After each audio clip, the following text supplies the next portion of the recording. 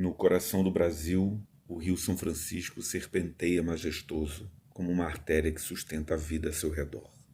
Suas águas saciam a sede da terra e nutrem um ecossistema único e sustentam comunidades que há séculos encontraram na sua margem um lar. Um elo sagrado se tece entre o rio São Francisco e as comunidades tradicionais nesta vastidão natural. São tramas ancestrais entrelaçadas com os ciclos da natureza, onde o respeito à fauna, à flora, ao clima e ao tempo próprio do rio traduz a essência da vida. O Velho Chico não é apenas um rio, é um símbolo de vida, uma fonte de inspiração e um testemunho das culturas que moldaram suas margens por tempos imemoriais. É também um espaço de memória e reflexão sobre como as comunidades tradicionais vivem e resistem através dos séculos. Ao longo de sua bacia encontramos diversos tipos de comunidades tradicionais, cada uma mantendo vivas suas culturas ancestrais e tradições. São povos ribeirinhos, pescadores, quilombolas, indígenas e tantos outros, cujas histórias se entrelaçam com a do próprio rio. Eles não apenas habitam suas margens, mas vivem em simbiose com ele, dando e recebendo, respeitando e preservando seus recursos naturais enquanto perpetuam suas tradições. A preservação do Rio São Francisco está intrinsecamente ligada à preservação dessas culturas.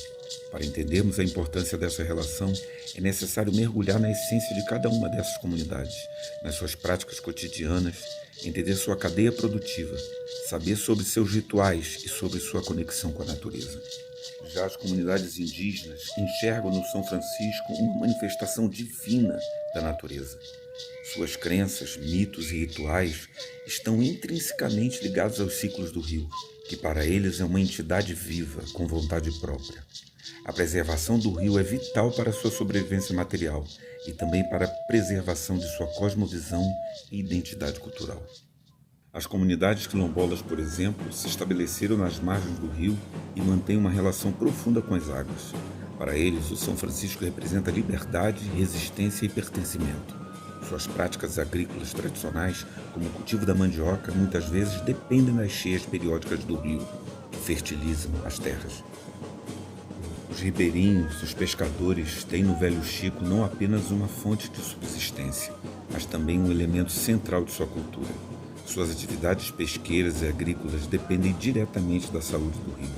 Além disso, suas festas, lendas e músicas frequentemente fazem referência ao São Francisco como uma divindade a ser venerada e respeitada. Nesta 13ª etapa da FPI, a equipe 10 visitou comunidades tradicionais representativas do semiárido alagoano. A comunidade quilombola Carrasco, localizada entre Arapiraca e Craíbas, na área de influência da exploração mineradora da região, vê seu território afetado pela crescente especulação imobiliária da região metropolitana, que promove desmatamentos para loteamentos.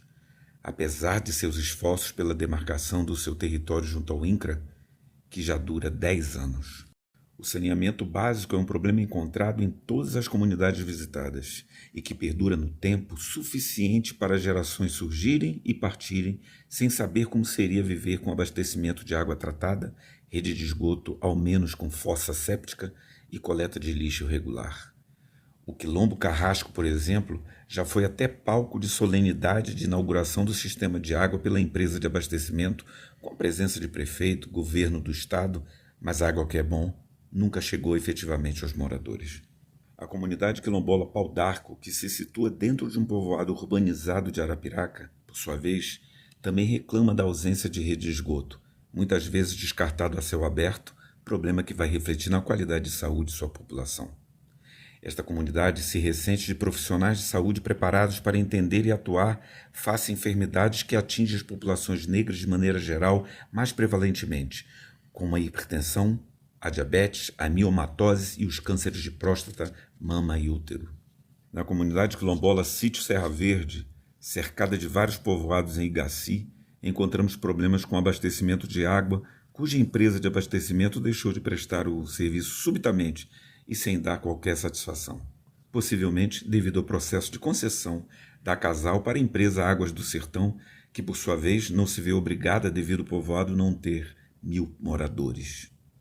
A comunidade se ressente da ausência de um posto de saúde, vez que seus moradores precisam se deslocar ao povoado Lagoa do Capim por cerca de 2,6 quilômetros em caminhada de 36 minutos.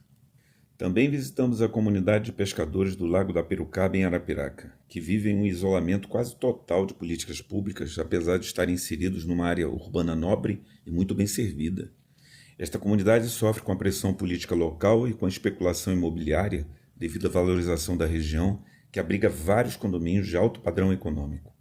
Esse fenômeno social conhecido como gentrificação, que consiste num processo urbano de aumento do custo de vida, inviabilizando a presença de pessoas de baixa renda e aumentando a segregação socioespacial das cidades, impôs um nível de isolamento de tal forma a ponto da rede de abastecimento de água passar a 200 metros de suas casas sem que possam usufruir de água potável tratada. Da mesma forma, a coleta de lixo, apesar dos caminhões da coleta passarem na pista a 200 metros para atender os residenciais vizinhos todos os dias. Eles usam a água do lago e queimam seu lixo residencial. Até a energia elétrica precária que possuem, lhes foi exigido comprar os postes para a instalação. Os povos indígenas foram representados nesta etapa pelo grupo Aconã, aldeado em Traipu, e o grupo Chucurucariri, situado em Igaci. Os primeiros cobraram promessas feitas pela FUNAI há quase 20 anos de construção de uma casa de farinha em residências, mas demonstraram alegria ao falar da escola indígena que está sendo construída. Uma de suas grandes preocupações é que seus rituais secretos estão sendo vigiados por vaqueiros do fazendeiro vizinho. Pedem ampliação de sua área territorial que proteja o Uricuri. Os Chucurucariri nos contaram porque vivem em pequenos lotes em Igaci há cerca de 90 anos. Aliás, por mais tempo que a fundação da cidade, que tem 60 anos. Preferiram sair da aldeia Capela em Palmeira dos Índios devido a conflitos interétnicos. Hoje se ressentem de tudo, desde assistência de saúde, educação formal, apoio dos órgãos indigenistas e até a distância dos parentes e dos rituais outrora praticados nas aldeias de Mata da Gafurna e Fazenda Canto, ambos em Palmeira dos Índios. Também visitamos uma comunidade de terreiro que enfrenta intolerância religiosa e vem tendo parte de seu acesso obstruída por um sitiante vizinho em rota historicamente utilizada para oferendas. A fazendinha do mestre Zé da Pinga é muito representativa da matriz africana, dita como o maior núcleo de Jurema sagrada do país.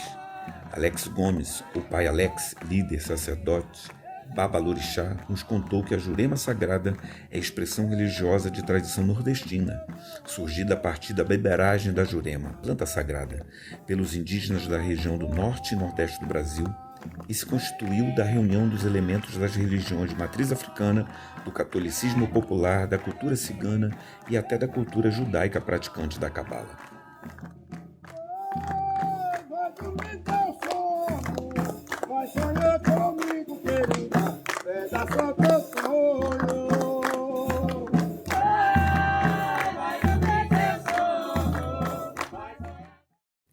Nesta 13ª etapa da FPI, também visitamos alguns sítios arqueológicos, já registrados pelo IFAM em Traipu. Embora cercados por fazendas e correndo riscos de desaparecerem devido à ação natural do gado, a expedição da equipe 10 testemunhou a presença de artefatos líticos associados ao advento da agricultura, período neolítico conhecido como período da Pedra Polida, que remonta a um terraço fluvial ocupado entre 6.000 a 8.000 anos.